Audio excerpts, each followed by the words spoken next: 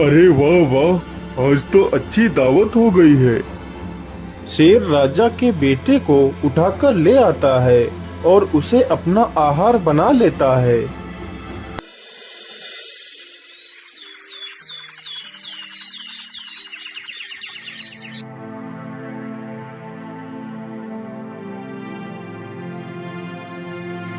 हाय हाय, मेरा बेटा कहाँ गया? मेरे बेटे को कोई चुरा कर ले गया है। महाराज, मेरे बेटे को ढूंढ लाइए, नहीं तो मैं भी अपने प्राण त्याग दूंगी। लेकिन महारानी जी, आखिर इस महल से बच्चे को कोई चुराकर कैसे ले जा सकता है? महाराज, मैं कुछ नहीं जानती, बस मुझे मेरा बच्चा लौटा दीजिए। ठीक है महारानी जी, आप शांत हो जाइए। सैनिकों, तुम लोगों के रहते हुए हमारा बच्चा गायब कैसे हो गया? जाओ और मेरे बच्चे को ढूंढ कर लाओ, नहीं तो तुम सबको फांसी पर चढ़ा दूंगा। फिर सारे सैनिक राज्य में घूम घूम कर सभी से पूछने लगते हैं। अरे घनश्याम भाई, राजा साहब का बच्चा तो कहीं नहीं मिला है। यदि वापस महल चलोगे तो राजा हमें फांसी पर अवश्य चढ़ा देगा। चलो कहीं दूसरे शहर भाग चलते हैं। यदि हम सही सलामत रहेंगे तो पैसे कहीं भी कमा सकते हैं। इतना सोचकर वह दोनों वहां से चले जाते हैं।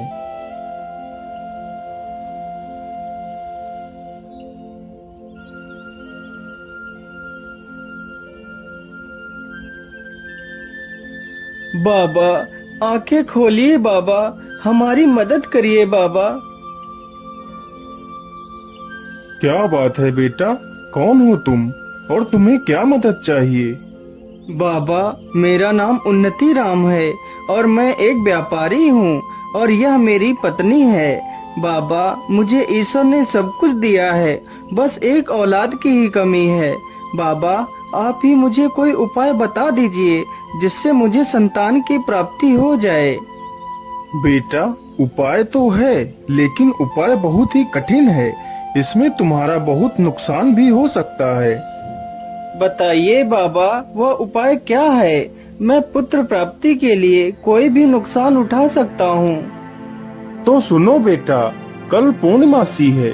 यदि तुम सूर्य उदय से लेकर सूर्यास्त तक दान करो तो तुम्हें पुत्र की प्राप्ति अवश्य होगी।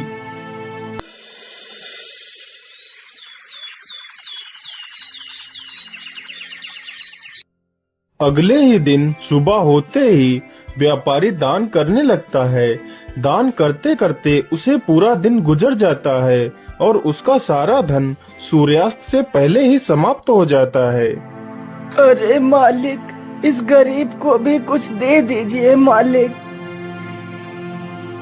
बोलिए बाबा, आपको क्या चाहिए? मालिक, मैं बेसहारा हूँ और इधर उधर की ठोकरें खाता हुआ घूम रहा हूँ मालिक। मेरे पास रहने के लिए घर तक नहीं है। यदि आप मुझे अपना यह घर दे दें तो आपकी बहुत कृपा होगी मुझ पर। ठीक है बाबा, जाइए, मैंने आपको यह घर दे दिया। मालिक, मैंने 4 दिनों से कुछ भी नहीं खाया है मालिक, और ना ही मेरे बीवी बच्चों ने कुछ खाया है। जैसे ही मुझे आपके बारे में पता चला, मैं दौड़कर आपके पास आ गया मालिक। यदि आप मुझे 10 सोने की मुद्राएं दे दें तो मैं अपने परिवार का पेट कुछ दिनों के लिए पाल सकता हूँ। हे भगवान, अब मैं क्या करूँ? आखिर इसे 10 सोने की मुद्राएं कैसे दूं, जबकि मेरे पास तो कुछ भी नहीं बचा है। क्या करूं भगवान? क्या सोच रहे हैं मालिक? क्या आप मेरी मदद नहीं करेंगे मालिक? नहीं नहीं, मैं तुम्हारी मदद अवश्य करूंगा। चलो मेरे साथ, मैं तुम्हें स्वर्ण मुद्राएं देता हूँ।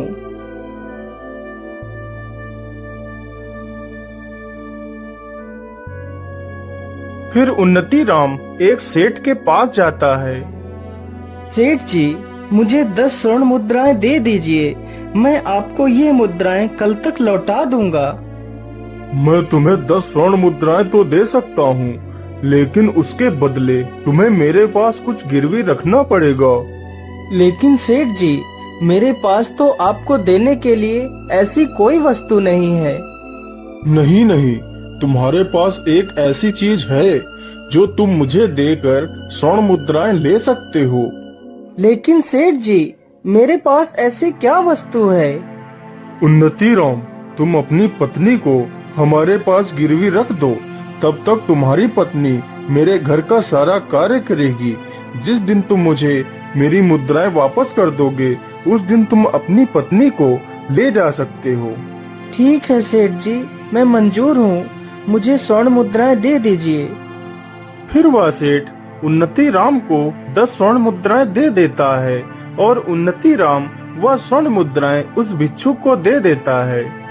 अब तो मेरे पास कुछ भी नहीं बचा है, अब मैं पैसे कहाँ से लाऊं? मैं ऐसा करता हूँ, अपने मित्र से मदद मांगने के लिए जाता हूँ। फिर वह मदद मांगने के लिए अपने मित्र के पास जाता है। मित्र, मुझे तुम्हारी मदद की आवश्यकता है, मैं बहुत परेशानी में हूँ मित्र। क्या बात है मित्र, तुम्हें किस बात की परेशानी है, बताओ मुझे। फिर उन्नति राम अपने मित्र को पूरी कहानी सुनाता है। अब मैं क्या करूँ मित्र, तुम ही मेरी आखिरी उम्मीद हो, मेरी मदद करो मित्र। लेकिन मित्र, मैं तुम्हारी मदद नहीं कर सकता। इस बार व्यापार में बहुत ज्यादा घाटा हो गया है, जिसके कारण इस समय मेरे पास एक पैसा भी नहीं है। उसका मित्र भी उसकी मदद करने से इनकार कर देता है, तो उन्नति राम बहुत ही दुखी हो जाता है और वहाँ से वापस चल देता है।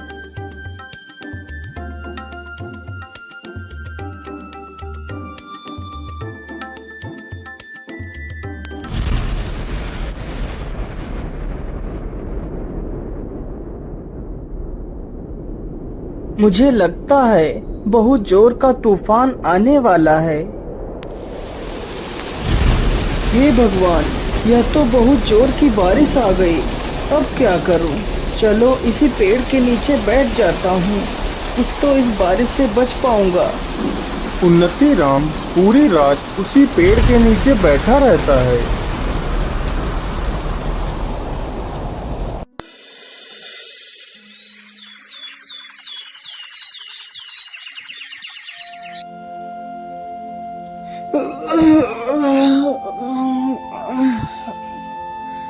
अरे सुबह तो हो गई, चलो चलता हूँ।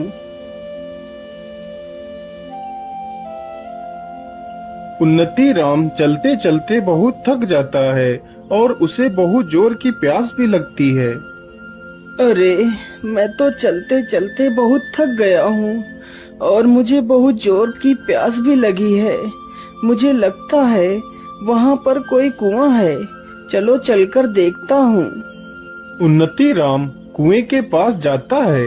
उसी कुएं में रात के भयानक तूफान में फंसकर एक शेर और एक बंदर तथा सर्प और एक सोनार उसी कुएं में गिर जाते हैं। उन्नति राम जैसे ही अपना घड़ा डालता है, तभी शेर रस्सी को पकड़ लेता है। कौन है? कुएं के अंदर कौन है? किसने मेरे घड़े को पकड़ लिया है? छोड़ दो मेरा घड़ा। अरे मुसाफिर, मैं एक शेर हूँ। मैं रात के तूफान में इस कुएं में गिर गया था। यदि तुम मुझे बाहर निकाल लो तो तुम मुझसे जो भी मांगोगे मैं तुम्हें दे दूंगा। अरे नहीं नहीं शेर भाई, मैं तुम्हें बाहर नहीं निकाल सकता। कहीं तुम बाहर आकर मुझे खा गए तो? नहीं नहीं मुसाफिर, मैं तुम्हें खाऊंगा नहीं। कृपया कर मुझे इस कुएं से बाहर निकाल लीजिए। फिर उन्नति राम उस शेर को बाहर निकाल लेता है। हे मुसाफिर, मेरी जान बचाने के लिए मैं तुम्हारा बहुत बहुत धन्यवाद करता हूँ। मैं यहीं पास की गुफा में ही रहता हूँ। यदि तुम्हें कभी भी किसी प्रकार की मदद की आवश्यकता हो तो मेरे पास अवश्य आना। इतना कहकर शेर वहाँ से चला जाता है। उन्नति राम फिर से अपना पानी का घड़ा कुएं में लटकाता है, तो इस बार सर्प रस्सी को पकड़ लेता है। अरे अरे, कौन है कुएं के अंदर जिसने मेरा फिर से घड़ा पकड़ लिया है? हे मुसाफिर, मैं एक सर्प हूँ और मैं इस कुएं में आज रात को गिर गया था। कृपा कर मुझे इस कुएं से बाहर निकाल लीजिए। तुम मुझसे जो भी कहोगे मैं वही करूँगा। फिर उन्नति राम उस सर्प को भी कुएं से बाहर निकाल लेता है। हे नेक दिल इंसान, तुमने मेरी जान बचाई है, इसलिए तुम मुझे कभी भी कहीं भी मदद के लिए पुकारना तो मैं दौड़ा चला आऊंगा। इतना कहकर वह सर्प भी वहां से चला जाता है। इसी प्रकार उन्नति राम उस बंदर को भी बाहर निकालता है। मुसाफिर, तुमने मेरी जान बचाई है। मैं आपका ये एहसान कभी नहीं चुका सकता। तुम्हें जब भी मेरी मदद की आवश्यकता पड़े तो मेरे पास आ जाना, मैं आपकी मदद अवश्य करूंगा। लेकिन मेरी बात याद रखना, इस कुएं में एक सोनार गिरा हुआ पड़ा है, तुम उसे बाहर मत निकालना, वह बहुत ही दुष्ट तथा कपटी है। उन्नति राम जैसे ही अपना घड़ा कुएं में लटकाता है, तभी वह सोनार घड़े को पकड़ लेता है। अरे बड़े भाई, मुझे इस कुएं से बाहर निकाल लो, मैं बहुत परेशानी में हूँ। यदि तुम मुझे बाहर निकाल लोगे तो मैं तुम्हें सोने चांदी से तौल दूंगा। सोनार की यह बात सुनते ही उन्नति राम सोच में पड़ जाता है। मुझे पैसों की तो आवश्यकता है ही, क्यों न मैं इसे बाहर निकाल लूं, तो मेरी सारी समस्याओं का समाधान हो जाएगा। ठीक है, आप परेशान मत होइए, मैं अभी आपको बाहर निकाल लेता हूँ। फिर उन्नति राम सोनार को बाहर निकाल लेता है। अरे मूर्ख मुसाफिर, तूने उन दुष्ट जानवरों को पहले बचाया और मुझे बाद में, लेकिन फिर भी मैं तुझसे बहुत प्रसन्न हूँ। तुझे जब भी मेरी मदद की आवश्यकता पड़े तो मेरे पास आ जाना, मैं संभल नगरी में रहता हूँ। इतना बोलकर वह सोनार भी वहां से चला जाता है। फिर उन्नति राम उस कुएं से पानी निकालता है और पी लेता है। अब तो मेरी प्यास बुझ गई है। चलो ऐसा करता हूँ, पहले मैं मदद के लिए उस शेर के पास चलता हूँ, देखता हूँ आखिर वह शेर मेरी क्या मदद कर पाता है। मेरे मित्र ने तो मेरी मदद नहीं की, चलो इस शेर से ही देख लेता हूँ। इतना बोलकर उन्नति राम वहां से चल पड़ता है।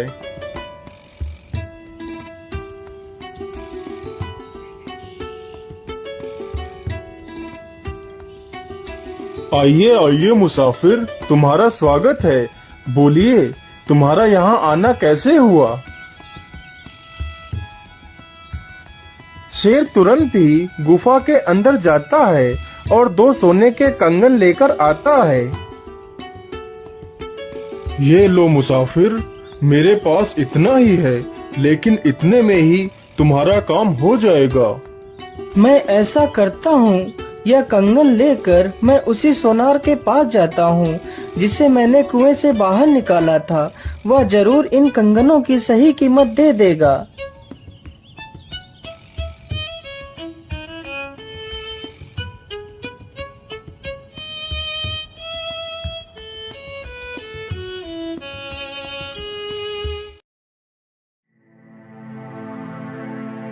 अरे बोलिए भाई, तुम्हारा यहाँ आना कैसे हुआ? अरे भाई, मैं ये कंगन बेचने के लिए आया हूँ। फिर वह सोनार उन कंगनों को ध्यान से देखता है। अरे ये कंगन तो राजा के पुत्र के हैं, जो पुत्र कुछ दिन पहले ही चोरी हो गया था। तो इसका मतलब राजकुमार को तुमने ही चुराया है। नहीं सोनार भाई, मैं चोर नहीं हूँ। यह कंगन तो मुझे उस शेर ने दिए है जिसकी मैंने कुएं से जान बचाई थी। तुम झूठ बोल रहे हो। चलो राजा के पास, वहीं पर फैसला होगा।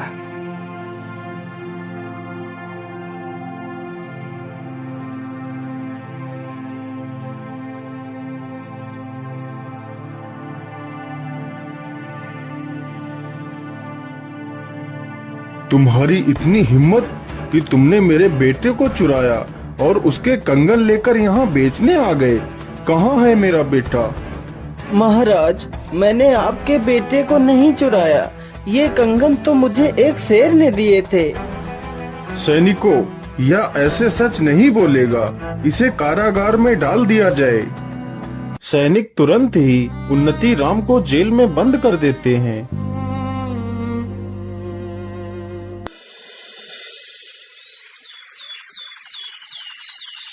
हे भगवान, ये कैसी मुसीबत में फंस गया हूँ। क्या करूँ, कैसे निकलूँ इस जेल से।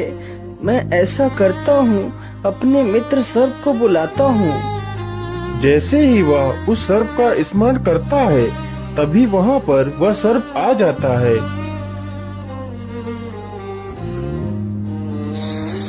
बोलिए मित्र, मुझे तुमने यहाँ क्यों बुलाया है और तुम्हें इस कारागार में किसने बंद किया है?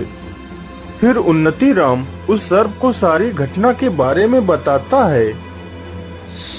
तुम परेशान मत हो मित्र, जो मैं कह रहा हूँ उससे ध्यान से सुनो। आज रात मैं इस राजा को डस लूंगा तो राजा मूर्छित हो जाएगा। सुबह होते ही राजा को अनेकों हकीम वैद्य ठीक करने के लिए आएंगे, लेकिन मैं राजा के शरीर से जहर को उतरने नहीं दूंगा। तुम इस कारागार में बैठकर बस यही बोलते रहना कि सर्प का काटा हुआ तो मैं भी ठीक कर लेता हूँ, लेकिन मैं क्या करूँ? मैं इस जेल में बंद हूँ, क्या कर सकता हूँ? या तो राजा का दुर्भाग्य है। फिर तुम्हारी इन बातों को कोई ना कोई सुनकर तुम्हें राजा को ठीक करने के लिए अवश्य बुलाएगा। तुम आना और चुपचाप बैठकर झूठ मूठ का मंत्र पढ़ना, तभी मैं राजा के शरीर से अपने जहर के प्रभाव को खत्म कर दूंगा। तो राजा तुम्हें इनाम भी देगा और तुम्हें आजाद भी कर देगा। उन्नति राम ने सर्प के कहे अनुसार ही किया। सर्प वहाँ से चला जाता है और राजा को डस लेता है। सुबह होते ही पूरे राज्य में हंगामा कट जाता है। कई प्रकार के वैद्य डॉक्टर सब आते हैं, लेकिन राजा को कोई ठीक नहीं कर पाता है।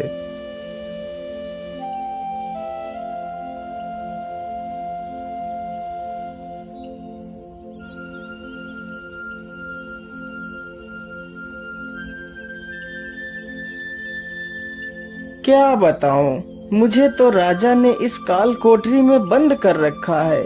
नहीं तो सांप का काटा हुआ मैं 2 मंत्र फूंकते ही ठीक कर देता हूँ, लेकिन क्या करूँ? यह तो राजा का दुर्भाग्य है कि मैं इस जेल में बंद हूँ। उन्नति राम की ये सारी बातें रानी की दासी सुन लेती है। महारानी जी, राजा साहब ने जिसे जेल में बंद कर रखा है, वह सर्प का काटा हुआ ठीक कर लेता है। मैंने अपने कानों से सुना है। सैनिकों, जाओ और उस कैदी को मेरे पास लेकर आओ। महारानी जी, क्या बात है? आपने हमें क्यों बुलाया है? मैंने तुम्हारे बारे में सुना है कि तुम सर्प से डसे हुए इंसान को ठीक कर लेते हो। हाँ महारानी जी, मैं ठीक कर लेता हूँ। मैं तुमसे प्रार्थना करती हूँ, तुम मेरे पति को बचा लो। मैं तुम्हें अपना आधा राज्य दे दूंगी और तुम्हें आजाद भी कर दूंगी। मैं तुम्हें वचन देती हूँ, कृपया जल्दी से महाराज को ठीक कर दीजिए। मेरी आखिरी उम्मीद तुम्ही से है। महारानी जी, आप परेशान मत होइए, मैं अभी राजा साहब को ठीक कर देता हूँ।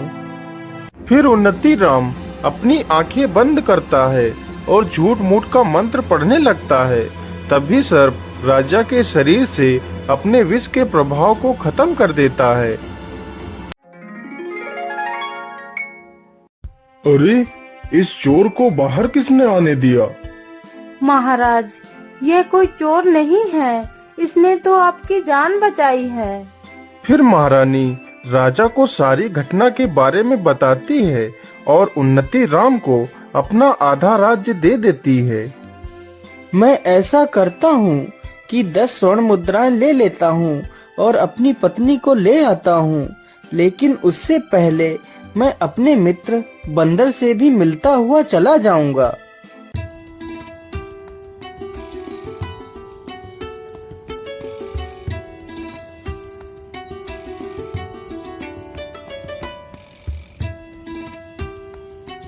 आइए मित्र, तुम्हारा स्वागत है।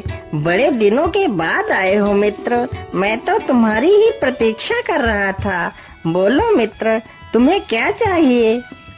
मित्र, मुझे कुछ नहीं चाहिए, बस मेरा मन किया तो मैं तुमसे मिलने चला आया।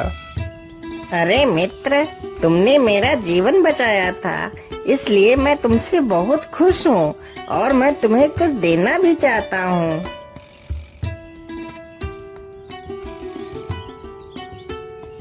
फिर बंदर 2 फल लेकर आता है। ये लो मित्र, ये इच्छा पूर्ति फल हैं जो मुझे भगवान शिव ने दिए थे। इस फल से तुम अपनी इच्छा बताकर जिसे भी खिला दोगे तो तुम्हारी इच्छा पूरी हो जाएगी। ये सुनकर उन्नति राम बहुत प्रसन्न हो जाता है और फल लेकर वहाँ से सीधे सेठ के पास पहुँच जाता है।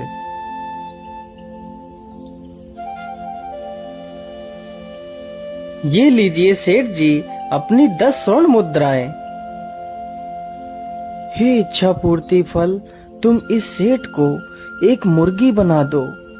सेठ जी, आज मैं अपनी पत्नी को वापस पाकर बहुत खुश हूँ और इसी खुशी में मैं आपका मुंह मीठा कराना चाहता हूँ। ये लीजिए, फल खाइए। हाँ हाँ, क्यों नहीं, लाइए, मुझे फल दीजिए। सेठ जैसे ही वह फल खाता है, वह एक मुर्गी बन जाता है। हे इच्छा पूर्ति फल, मुझे मेरी पत्नी से एक सुंदर सा पुत्र चाहिए। ये लो चंद्रप्रभा, तुम इस फल को खा लो। जैसे ही चंद्रप्रभा उस इच्छा पूर्ति फल को खाती है,